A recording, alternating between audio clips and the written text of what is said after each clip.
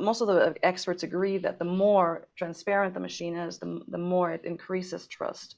Trust has been such a crucial and important topic because it's one of the main requirements for humans adopting AI or technologies in general.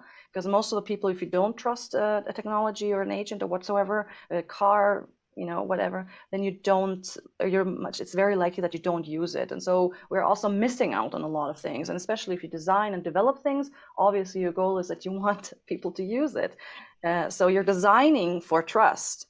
So what's been happening though in the scene, to take a little bit of an ethical approach here as well, we've been missing out a little bit on the ethical implications of that.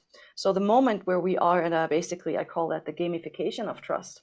At the moment, where you're playing with, all these design elements to influence the trust level of the user, then we're pretty, slowly moving into manipulation.